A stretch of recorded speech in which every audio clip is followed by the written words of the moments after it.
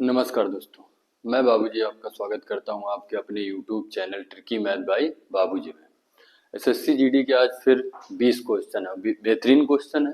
ठीक है, आज 7वीं क्लास है। ठीक है, 20 क्वेश्चन जो है प्रीवियस ईयर के हैं। आज आप पहले क्वेश्चन की बात कर दें।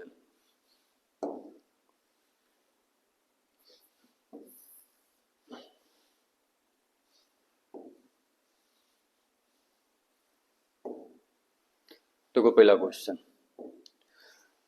का दिए 0.41 एक के ऊपर बार का निशान है को भिन्न में परिवर्तित कीजिए। ठीक, कॉन्सेप्ट सीखो पहले। अगर लिखा है 0.4 के ऊपर बार, ठीक, लिखा है 0.37 के ऊपर बार, ठीक, लिखा है 123 के ऊपर बार, तो जब भी एक यहाँ हम भिन्न बदले तो जितने अंक के ऊपर बार होते उतने 9 नीचे लगाए जाते। ठीक, उतने 9 नीचे लगाए जाते। तो जब एक का सॉल्व करोगे तो 4 और 4 के ऊपर बार है, यानी कि बटे में कितना 9, यानी कि 4/9। ऐसे अगर हम 37 का सॉल्व करें तो 37 बटे 2 अंक के ऊपर बार है तो 2 9 नीचे, यानी कि 37/99। लिखा है 123 के ऊपर बार तो 123 बटे कितना 999, 3 अंक के ऊपर बार है। अगर ये और सॉल्व करो तो और कर लेवे। ठीक, दूसरा पॉइंट समझो। लिखा है जैसे 0.23 के ऊपर बार, ठीक, लिखा है 0.477 के ऊपर बार। ठीक है, तो बात समझो। अब इन दोनों अंक के ऊपर बार नहीं है, पूरे 23 के ऊपर बार नहीं, बार कितने गए 3 के ऊपर बार है। तो हमें क्या करना है, ध्यान दो। पहले 23 पूरा लिखो, जितने अंक के ऊपर बार नहीं है वो संख्या माइनस करेगा। ठीक है, 2 के ऊपर बार नहीं है तो पूरी संख्या में 2 माइनस करो। ठीक, अब जितने अंक के ऊपर बार है उतने 9 नीचे लगाओ। एक अंक के ऊपर बार है तो 1 9 नीचे, और जितने अंक के ऊपर बार नहीं है उतने 0 नीचे लगावे का, उतने 0 नीचे लगावे का। एक अंक के ऊपर बार नहीं है तो 0 आ जाए। एक सॉल्व करियो तो ये आ जाए कितना 21/90। कितना आ जाए 21/90। ऐसे एक देखो 47 पूरा लिखो, और 4 के ऊपर बार नहीं है तो 4 माइनस करो, और एक अंक के ऊपर बार है तो 1 9 लगा दो, एक अंक के ऊपर बार नहीं है तो 0। ठीक, काट ये घटा दो तो कितना आ जाए 43/90। कितना आ जाए 43/90। अब इस सवाल का समझो। देखो कह रहा है कि 0.41 और 1 के ऊपर बार लगा है। तो पहले तो पूरी संख्या उतारने का, कितना 41, फिर 4 के ऊपर बार नहीं वो माइनस कर देने का है। जितने अंक के ऊपर बार है उतने 9 नीचे, और जितने अंक के ऊपर बार नहीं उतने 0। ठीक, घटा दो तो ये कितना आ जाए 37/90। कितना आ जाए 37/90। ए नंबर सही है। अगला क्वेश्चन देखो, ये देखो कह रहा है 258, 301 और 387 का मासा ज्ञात कीजिए। एक तो मासा निकालने का भाग विधि द्वारा तरीका होता है, ठीक, लेकिन हमें उसे नहीं करेगा। हमें क्या करना है, ऊपर ध्यान दो।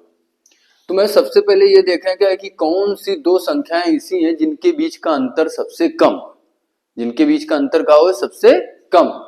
तो इनसे ये देख रहे हो कि 258 और 301 के बीच का जो अंतर है वो सबसे कम है। ठीक, इधर से ये अंतर कितने का है बताओ, कितने का है 43 का। कितने का अंतर है 43 का। ठीक, या तो एचसीएफ 43 हुई या तो 43 के फैक्टर हुई है। अब देखो 43 का एक प्राइम नंबर है, ठीक, और ऑप्शन में 43 है, यानी कि जो एचसीएफ है वो कितना आ जाए 43 आ जाए। वो कितना आ जाए 43 आ जाए। बिल्कुल आसान है एचसीएफ निकालने का तरीका। सबसे पहले वो दो संख्याएं लेगा जिनके बीच का अंतर सबसे कम हो, ठीक, और उनका घटा दो। तो इधर से आगे 43, या तो एचसीएफ 43 हुई या तो 43 के फैक्टर हुए। ठीक, आ जाओ आगे बढ़ते हैं। ये देखो, कह रहा है 1 किलो गेहूं के मूल्य में 50% की वृद्धि हुई है और वृद्धि 25 रुपए है। प्रति किलोग्राम गेहूं का नया मूल्य क्या है? देखो परसेंट में यह वृद्धि कितनी हो रही है? 50%। और रुपए में कितनी हो रही है? 25 रुपए की। यानी कि ये जो 50% का मान दिए सवाल में, वो कितना दिए? 25 रुपए दिए। 50% का मान कितना है? 25 रुपए। इधर परसेंट में 50% की वृद्धि हो रही है और रुपए में कितनी हो रही है? 25 रुपए की। तो 50% का मान 25, तो 1% का मान कितना हुई? 25/50। ठीक, तुमसे अगर ये पूछ दे कि गेहूं का प्रारंभिक मूल्य बताओ, तो 100 का गुणा करा देते हो। लेकिन वो ये पूछ रहे है कि प्रति किलो गेहूं का नया मूल्य बताओ, तो पहले मूल्य कितना हुई? 100%। अब अगर 50% की वृद्धि हुई रही है, तो अब मूल्य कितना होगा? वही 150%। तो अब गुणा कितने का हुई? 150 का। कितने को? 150 का। अब एक सॉल्व कर दो, तो ये कितने बार भाग दी? 3 बार, और 25 × 3 = 75, यानी कि आंसर कितना? 75 रुपए।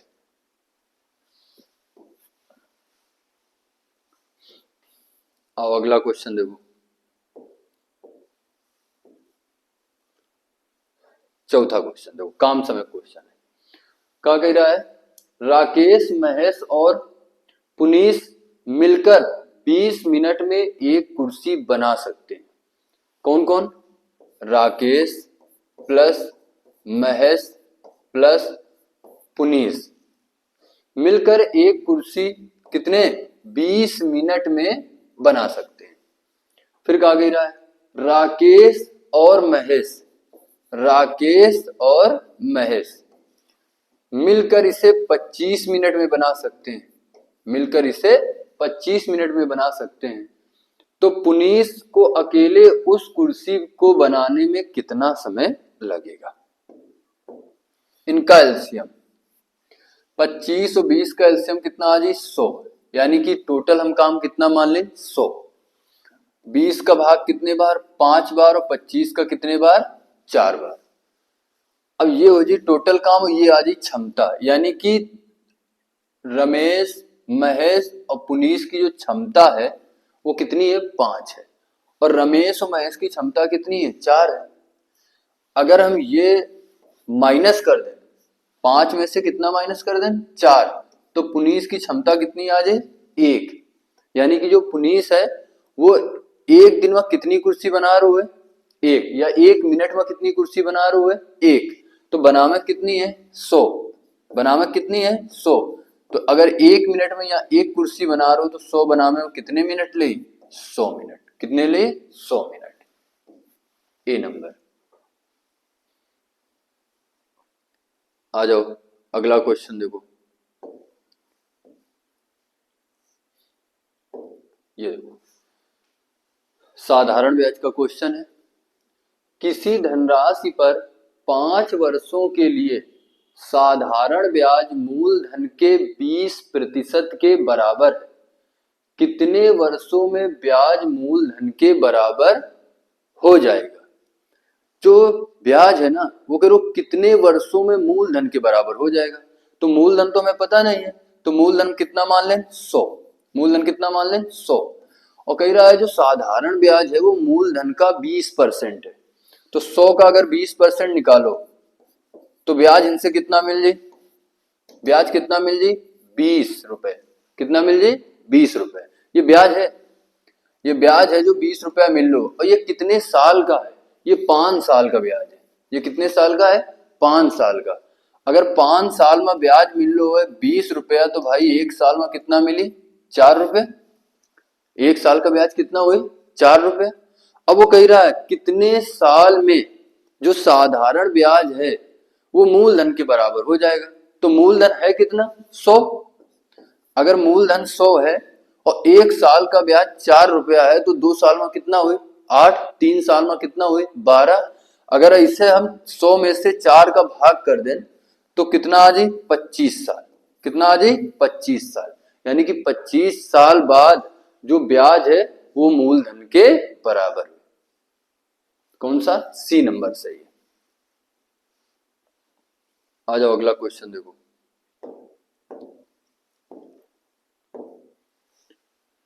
करो।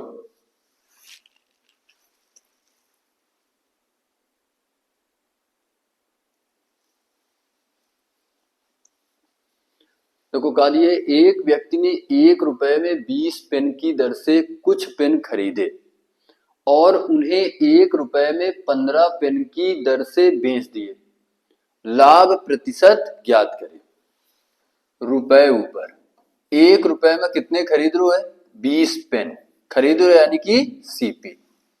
फिर कह रहा है 1 रुपए में 15 पेन बेचता है, एसपी।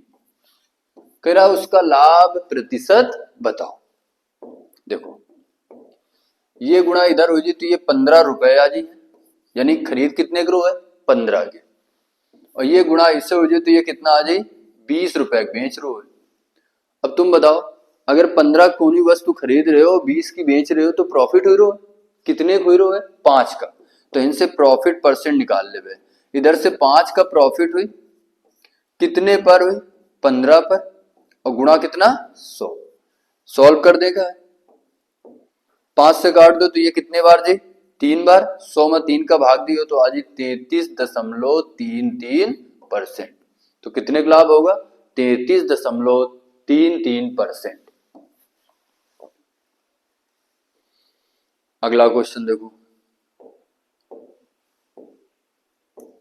ये देखो कह रहा है किसी वस्तु पर 10% की छूट प्रदान करने के बाद भी 10% का लाभ होता है। यदि कोई छूट ना दी जाए तो लाभ प्रतिशत कितना है? जब भी ये देखो ये डिस्काउंट का क्वेश्चन है, जब भी छूट दे के बाद लाभ कमा रहे है दुकानदार, तो हम लोग सीपी और एमपी का इस्तेमाल करबे। सीपी और एमपी का इस्तेमाल करबे। तो सीपी और एमपी का कैसे इस्तेमाल करबे? ऑफर ध्यान दो। सीपी कैसे आई? 100% माइनस डिस्काउंट परसेंट। और जो एमपी है वो कैसे आई? 100% प्लस प्रॉफिट परसेंट। ठीक। अब कह रहा है किसी वस्तु पर 10% की छूट प्रदान करने के बाद, तो 100 में से अगर 10% की छूट है तो सीपी कितना लिख दें? 90%। ठीक। और कह रहा है 10% का लाभ कमाता है, तो एमपी कितना आ जी? 100 में से 10% जोड़ दो तो कितना आ जी? 110%। ठीक। तो हमें क्रय मूल्य और एमपी पता चल गया। क्रय मूल्य है 90 और एमपी कितना है, यानी कि अंकित मूल्य कितना है? 110। अब कह रहा है यदि छूट ना दी जाए, यानी कि जितना वस्तु पर अंकित मूल्य है, ठीक है, उतने एक अगर बेचे हो, अगर छूट ना दे तो जो अंकित मूल्य लिखा है उतने एक तो दुकानदार बेचे। यानी कि अगर 10 रुपया अंकित मूल्य है तो विक्रय मूल्य भी कितना हो जाए? अब 10 रुपया। जितना अंकित मूल्य है उतने का हो जाए विक्रय मूल्य, अगर छूट ना दे। तो जो अब ये 110 है ना, ये का बन जी? एसपी। का बन जी? एसपी, यानी कि विक्रय मूल्य। अब बात बताओ अगर सॉरी अगर 90 रुपए तुम कोई वस्तु खरीद रहे हो और 110 का बेच रहे हो तो इनसे प्रॉफिट कितने को? 20 का। और कितने पर हुए? 90 पर। और गुणा कितना? 100। ठीक। सॉल्व कर दो। 0 से 0 ये आ जाए 200/9, यानी कि कितना आ जाए? 9 दूनी 18, यानी कि 22.22% का लाभ। 22.22% का लाभ। अगला क्वेश्चन देखो। ये देखो कह रहा है निम्न में से, ये एलसीएम और एचसीएफ का क्वेश्चन है, निम्न में से वह न्यूनतम संख्या कौन सी है जो 27, 36, 56, 12 और 10 से पूरी तरह विभाज्य हो। ठीक। वह छोटी छोटी संख्या बताने का है जो इन सब नंबरन से भाज्य हो, यानी कि इनका काले का है एलसीएम। ठीक। अगर इनका एलसीएम ले लियो तो तुम्हें आंसर मिल जाए 27, 36, 56, 12 और 10 का काले का है एलसीएम, काले का है एलसीएम। ठीक है, ये तरीका लगा लो आज। लेकिन हम लोग ऐसे ना करवे, हम लोग का ऑप्शन से करवे। अब ध्यान दो ऑप्शन से हम लोग कैसे करवे क्वेश्चन का यहाँ। ठीक है, जब भी लासा मासा क्वेश्चन है ना तो बहुत आसान होता है, हम ऑप्शन से क्वेश्चन का कर सकते हैं। जितना बड़े से बड़ा क्वेश्चन है ना वो आसानी से हम 2 सेकंड में कर सकते हैं। कैसे आओ ध्यान दो, कह रहा है कि 27, 36, 56, 12 और 10 से पूरी तरह विभाज्य। अगर कोनो नंबर 36 से भाज्य है तो 36 के फैक्टर से भी भाज्य। अब 36 के फैक्टर का देखा जाए तो 36 में कितना आवत है, 9 आवत है। 27 का देखा जाए तो कितना आवत है, 9 आवत है। और 9 का नियम क्या कहता है कि किसी भी संख्या के अंकों का योग 9 से भाज्य। अगर कोनो नंबर 36 से भाज्य तो 9 से भी भाज्य। ठीक, क्योंकि जो 36 का फैक्टर है 9 गुणा कितना हुए, 4 हुए।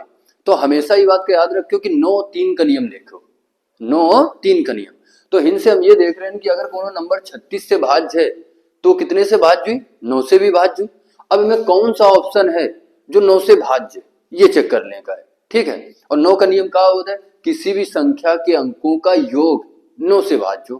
आओ देखो ऑप्शन देखो, अगर इधर देखा जाए तो 5, 4, 9 कट गया, और 8 और 8 16 का 16 में ये 9 का भाग जाते नहीं जाते।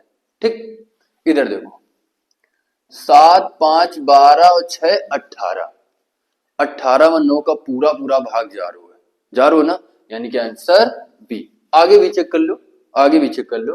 देखो 9 कट दी, 9 9 काट दो। ठीक है, 5 5 10 3 13 का 13 में 9 का भाग जात नहीं जात है, यानी कि ये भी गलत है।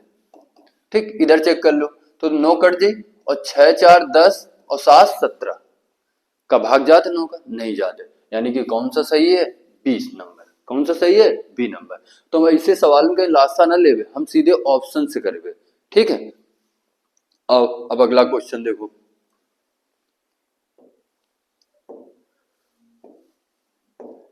ये देखो कह रहा है एक कक्षा के 14 विद्यार्थियों की औसत आयु 17 वर्ष है। यदि उस कक्षा में 32 वर्ष की आयु का एक नया विद्यार्थी शामिल होता है तो इन 15 विद्यार्थियों की औसत आयु कितनी है। ठीक, पहले बेसिक समझो कि विद्यार्थी कितने हैं, 14, तब औसत कितना है, 17 वर्ष। अगर 14 गुणा 17 कर दें तो कुल योग निकल के आ जाए कि ये 14 जो विद्यार्थी हैं इनका कुल योग कितना है एज का। ठीक, गुणा करा दो भाई, 17 चौको 68 की 8 और 17 और 6 कितना हो जाए 23, यानी कितना आ जाए 238 साल। यानी कि जो 14 ही छात्र हैं इनका कुल जो योग है एज का वो कितना है 238 वर्ष। ठीक, अब कह रहा है कक्षा में 32 वर्ष की आयु का एक नया विद्यार्थी शामिल हो जाता है। अब देखो 32 वर्ष और बढ़ रहे हैं तो 32 से मैं जोड़ दो। ठीक, तो ये कितना आ जाए 270। अब ये 270 जो योग है ना एज का, ये कितने विद्यार्थी का है, पहले कितने रहा है 14, अब एक विद्यार्थी आ गया 32 साल का, तो अब कितने हो जाए 15। तो अगर औसत निकालने का है तो कुल पदों का योग बटे कुल पदों की संख्या। अब अगर 270 में से हम कितने का भाग कर दें 15 का, तो औसत निकल के आ जाए, भाग कर दो 15 का भाग कर दो कितने बार जे, एक बार, फिर 15 का भाग करो कितने बार जी 8 बार। ठीक, यानी कि आंसर आ जी 18 वर्ष।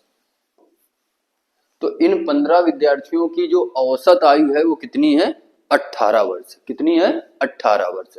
फिर समझ लो 14 विद्यार्थी रहे जिनका औसत कितना रहा है 17, गुणा करा दें यानी कि कुल योग कितना आ गया 238।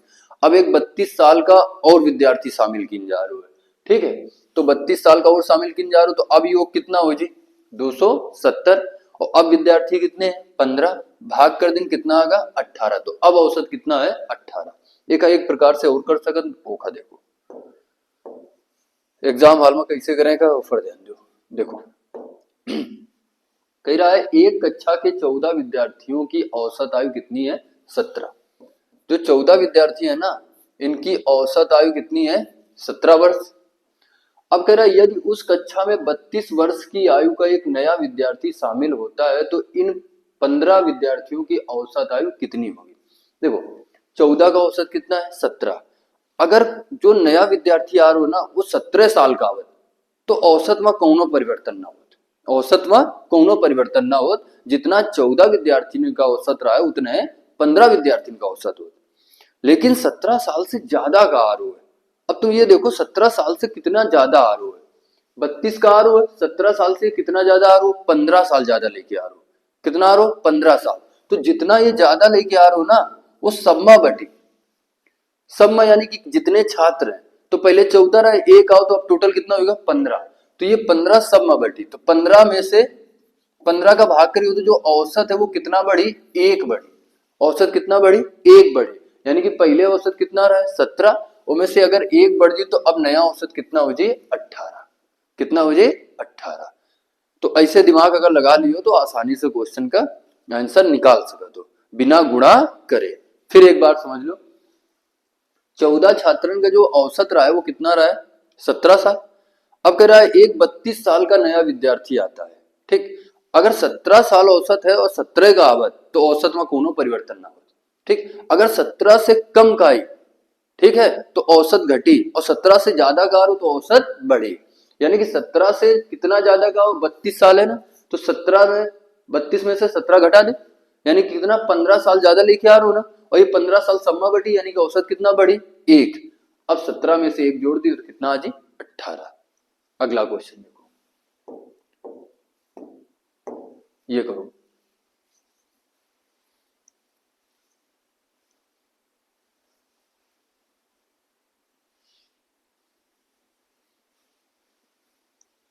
कह रहा है तीनों संख्याओं का योग 123 है। यदि पहली और दूसरी संख्या के बीच का अनुपात 3:4 है। पहली और दूसरी संख्या के जो बीच का अनुपात है वो 3 कितना है 4 है। फिर कह रहा है और दूसरी और तीसरी संख्या के बीच का अनुपात, दूसरी और तीसरी संख्या के बीच का अनुपात जो है वो कितना है 3:5 है, ठीक। अब देखो इधर वाली जगह खाली तो बगल वाला अंक लिखेगा, ठीक है। अब देखो बगल में कितना है 4 तो इधर 4 लिख दो, ये जगह खाली है, ठीक है। तो इनसे बगल वाला अंक लिखेगा यानी कितना लिख दो 3। फिर हमें क्या कर देगा सीधा गुणा करावेगा, क्या करावेगा सीधा गुणा, ठीक। सीधा गुणा करावेगा तो ये कितना आ जाए 9, ये कितना आ जाए 12, ये कितना आ जाए 20, ठीक।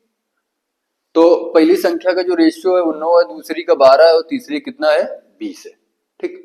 तो ये टोटल कितना हो जाए, ये टोटल कितना हो जाए 32 9 कितना 41, कितना हो जाए 41।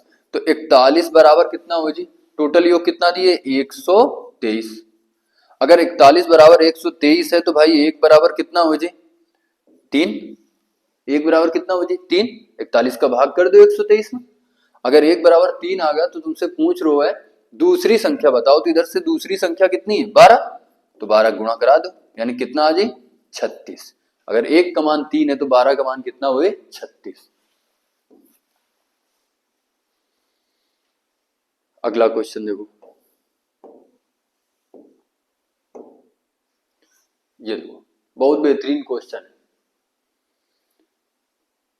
कार्य एक नाव एक समान चाल से 54 किलोमीटर प्रति घंटे की दूरी तय करती है, सॉरी 54 किलोमीटर की दूरी तय करती है।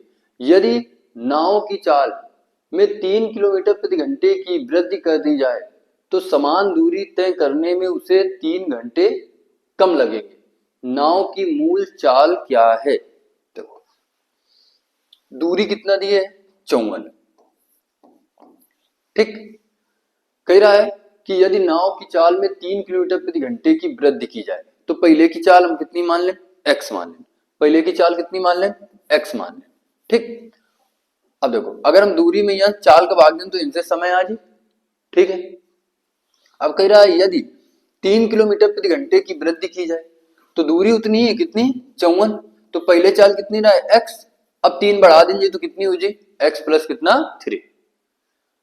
तब कह रहा है पहले से 3 घंटे कम लगते हैं, यानी कि इनके बीच का जो अंतर है ना वो कितने का है, 3 घंटे का।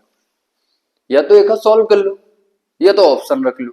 ऑप्शन हमारे पास कहाँ है ध्यान दो, ऑप्शन है 6, 9, 12, 3। तो पहले अगर इधर से 6 रख लेना, तो अगर हम मूल चाल कितनी मान लें, 6, तो अगर 6 किलोमीटर प्रति घंटे की चाल से चल रही है नाव और 54 किलोमीटर की दूरी तय करें, कितना समय लगी, 6 का भाग कर दो, कितना लगी, 9 घंटे। ठीक, अगर इनसे 3 बढ़ा देते तो अब कितनी हो जी, 9 हो जी, और इधर से कितने घंटे लगे हैं, 6 घंटे। तो पहले 9 घंटे लग रहा है, अब 6 घंटे लग रहे हैं, पहले से कितने घंटे कम लग रहे हैं, 3। और वही सवाल में दिए कि पहले से 3 घंटे कम लगते हैं, यानी कि आंसर कितना है, 6 किलोमीटर प्रति घंटे मूल चाल नाव की। ठीक है,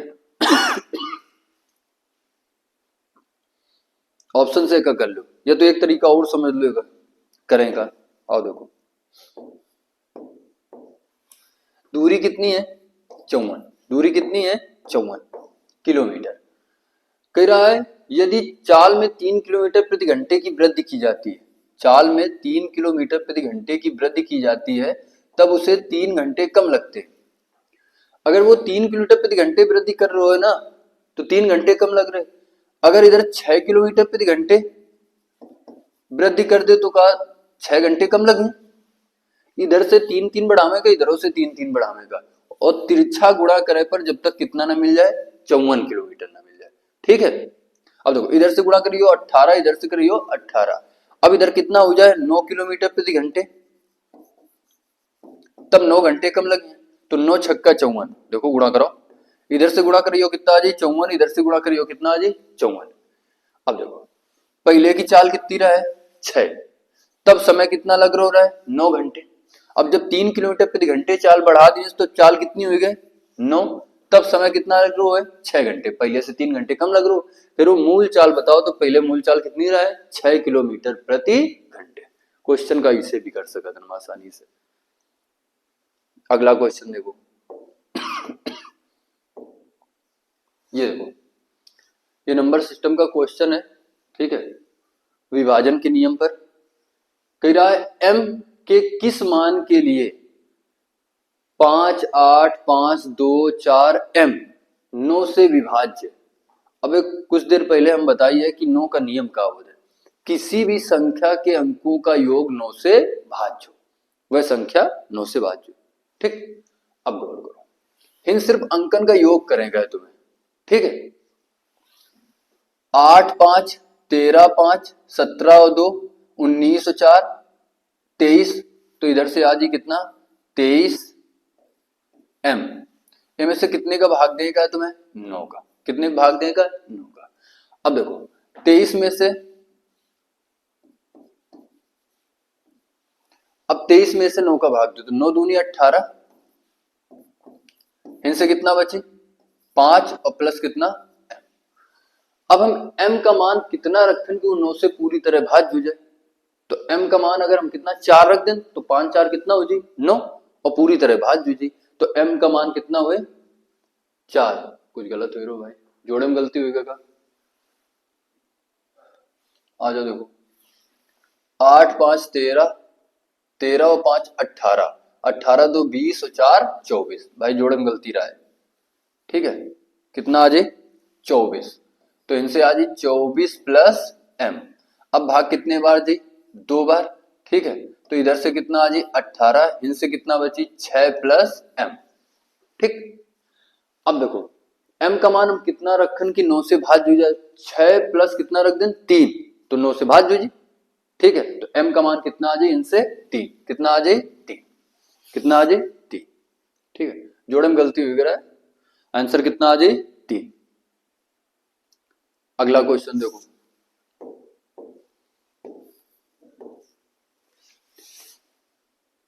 कह रहा है एक कक्षा में 40% लड़के और लड़कियों की संख्या 54 है, कक्षा में लड़कों की संख्या कितनी है। देखो एक कक्षा है जहां पर टोटल विद्यार्थी कितने हुए हैं, 100%। 100% में से अगर 40% लड़का है, ठीक है, तो लड़कियां कितनी हुई, 60%। लड़कियां कितनी हुई है 60%, 100 में से 40 घटा दे। और इन लड़कियों की संख्या दी है कितनी 54, लड़कियों की संख्या कितनी दी है 54। तो जो लड़कियां है ना वो 60% है, 100 में से अगर 40% लड़का है तो लड़कियां कितनी हुई है 60%।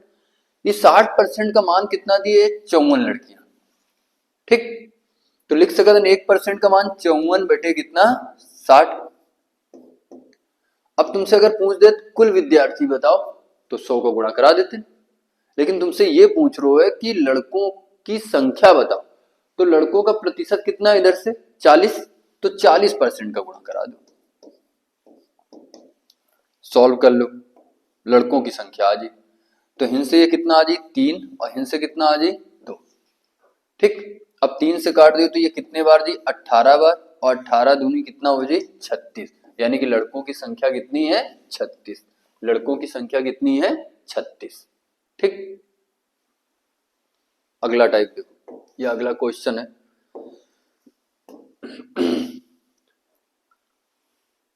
ये देखो मिश्रण का क्वेश्चन है।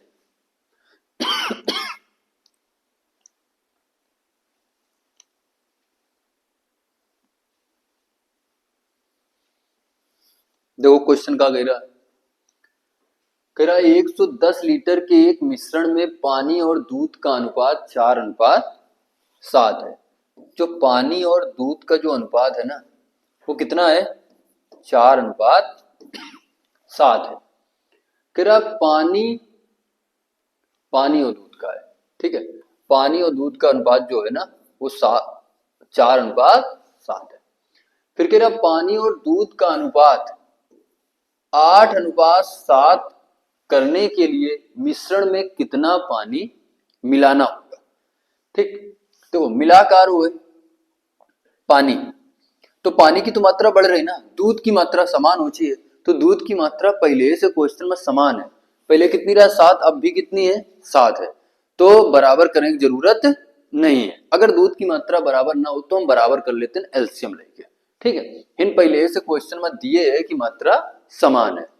अब इनसे ये देखो टोटल मिश्रण पहले कितना रहा है 7 और 4 11, और 11 का मान टोटल मिश्रण कितना है 110 लीटर, ठीक। अब इनसे देखो पहले पानी कितना रहा है 4, अब कितना है 8, तो कितना मिला होगा 4, तो ये 4 का मान पूछ रहे हो सिर्फ, ठीक। 11 का भाग कर दो तो ये कितने बार दे 10 बार, और 10 गुणा 4 यानी कितना मिला होगा 40 लीटर, कितना मिला होगा 40 लीटर। अगला क्वेश्चन देखो, देखो एक निश्चित धनराशि साधारण ब्याज की किसी दर से 14 वर्षों में स्वयं की 3.5 गुना हो जाती है। समान साधारण ब्याज दर पर वह धनराशि 28 वर्षों में स्वयं की कितनी गुनी हो जाएगी। साधारण ब्याज का क्वेश्चन है, एक लिए एक फार्मूला होता है, ठीक। n1 - 1 अपॉन में यहाँ t1 या r1 बराबर n2 - 1 अपॉन में यहाँ t2 या r2, यानी कि अगर समय दी हुई तो दर पूछी और दर दी हुई तो समय पूछी, ठीक है।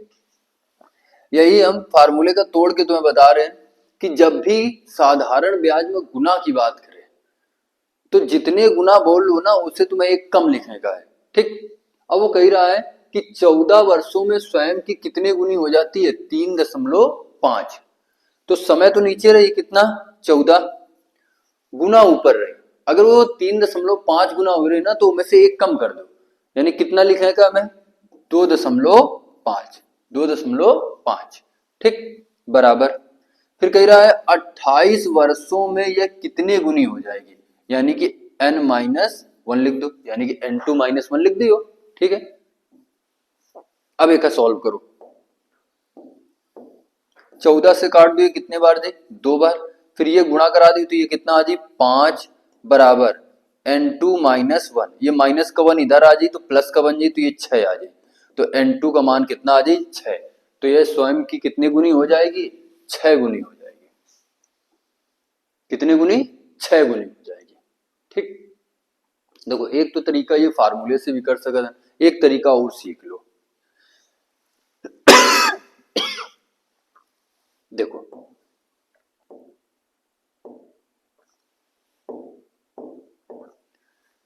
कह रहा है सवाल में यह कि 14 वर्षों में स्वयं की कितनी, 3.5 गुनी।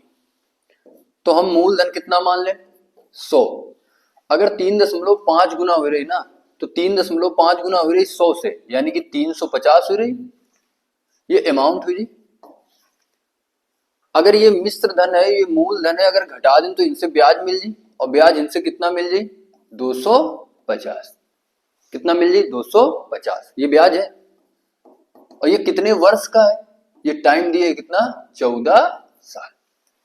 ठीक, फिर कह रहा है कि समान साधारण ब्याज दर पर वह धनराशि 28 वर्षों में कितनी गुनी हो जाएगी, यानी कि 100 से हमें ये निकालें का कितनी हो जाएगी। ठीक, और कह रहा है 28 वर्षों में। ठीक है, ध्यान दो, देखो 14 का भाग 28 में कितने बार जी, 2 बार, तो 2 का इधर गुणा करा दो, जितने गुना ये है ना समय, उतने ही गुना ब्याज का कर दो। अगर ये 14 का 2 गुना है तो 250 का 2 गुना कितना हुई, 500।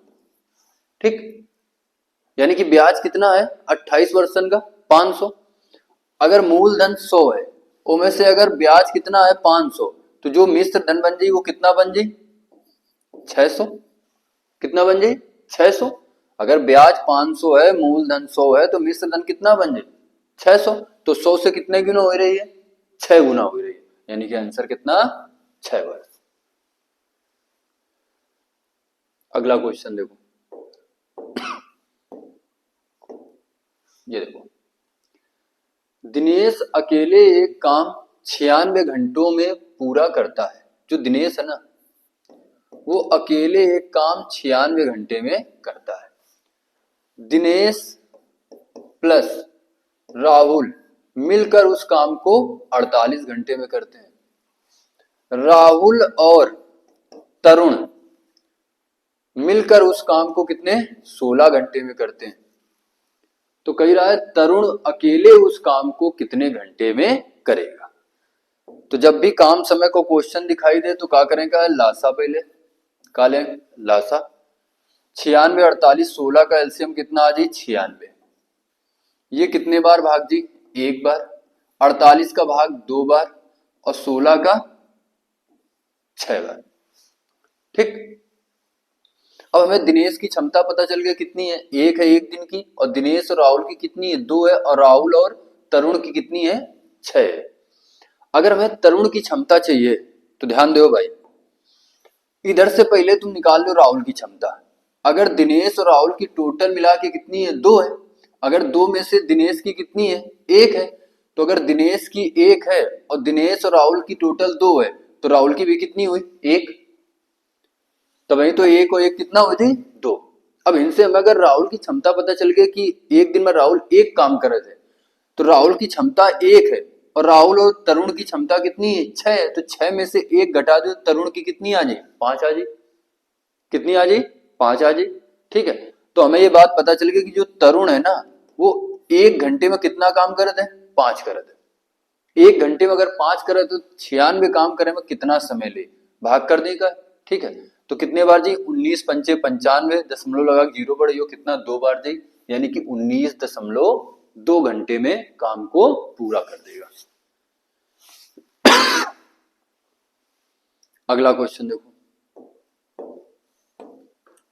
ये करो, चक्रवृद्धि ब्याज का है, ब्याज निकालने का 2 साल का। ठीक,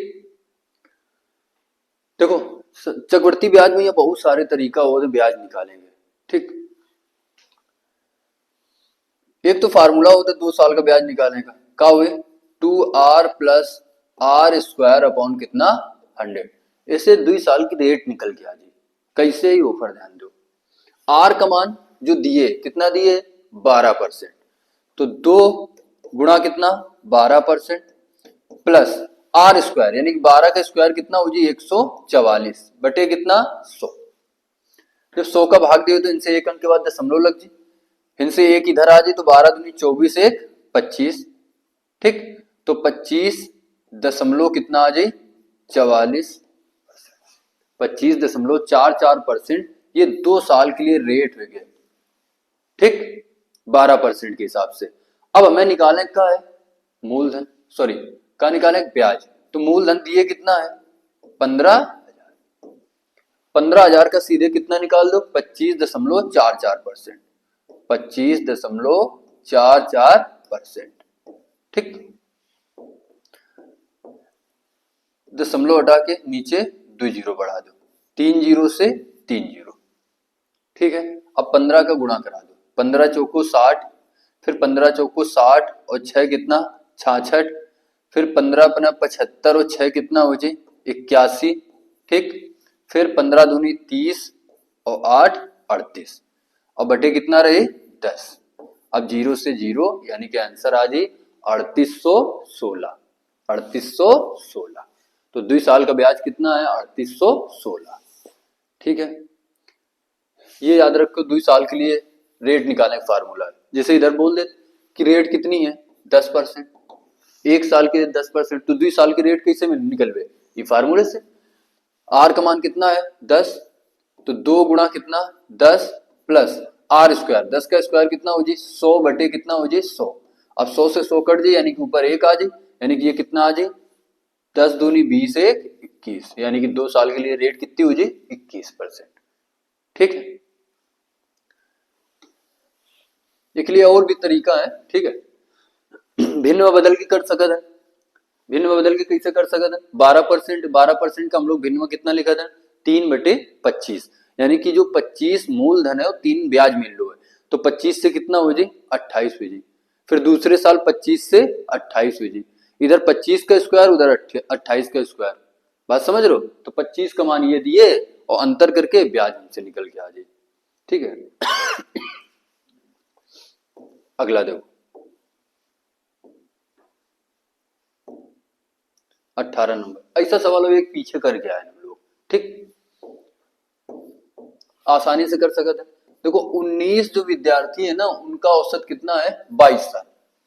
कह रहा है यदि 42 साल, यदि 42 वर्ष की आयु का एक नया विद्यार्थी कक्षा में शामिल होता है तो इन 20 विद्यार्थियों की औसत आयु कितनी है। देखो अगर 22 औसत आयु रहा है, अगर 22 का आवत ना तो का औसत में कोनो परिवर्तन परत ना परत। 22 से ज्यादा कार हो यानी कि औसत बढ़ो है।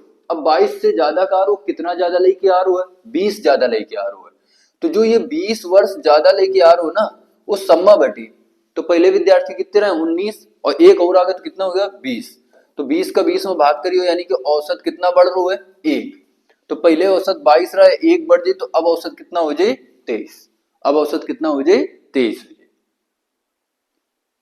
अगला क्वेश्चन देखो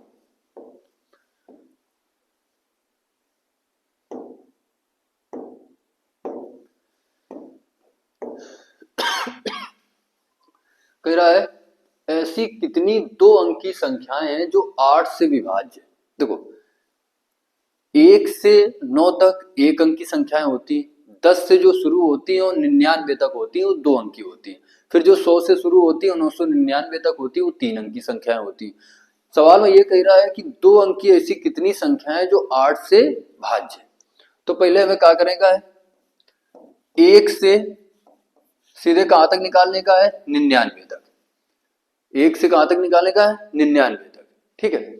1 से 99 तक निकाल लो कि कितनी संख्याएं हैं जो कितने से भाज्य है 8 से भाज्य है, तो 99 में से कितने भाग दे दियो 8 का भाग कर दो, भाग कितने बार जी 12 बार, कितने बार जी 12, जो शेष बच रो ना उससे कोनो मतलब नहीं है, ठीक। 12 बार पूरा पूरा भाग जा रो है, भागफल लेगा है। अब हमें निकालने का है कि ये तो 1 से 99 तक यानी कि 1 और 2 अंक दोनों की संख्याओं का 1 से 99 तक यानी कि 1 अंक की भी संख्या है और एक के साथ में या 2 अंक की भी संख्या है जो 8 से भाज्य है। हमें सिर्फ 2 अंक की चाहिए, तो अगर 1 अंक वाली हमें से घटा ले, ठीक है, तो का जी 2 अंकों वाली संख्या आ जी, ठीक, जो 8 से भाज्य है। तो हमें क्या करेगा अब 1 से 9 तक, ठीक, कितनी संख्याएं ऐसी हैं जो कितने से भाज्य है? 8 से भाज्य, 1 से 9 तक। तो 9 में से अगर 8 का भाग करें तो कितने बार जी? 1। यानी कि 1 से 9 तक एक संख्या इसी जो कितने से भाज्य है? 8 से भाज्य। 1 से 99 तक 12 है, 1 से 9 तक कितनी है? 1 है। अगर घटा दें तो 2 अंकों वाली कितनी है? 2 अंकों वाली 11 संख्याएं ऐसी हैं जो कितने से भाज्य हैं? 8 से भाज्य। कितने से भाज्य हैं? 8 से भाज्य। ये नंबर सही है। ठीक, अगला क्वेश्चन देखो, लास्ट क्वेश्चन है, करो।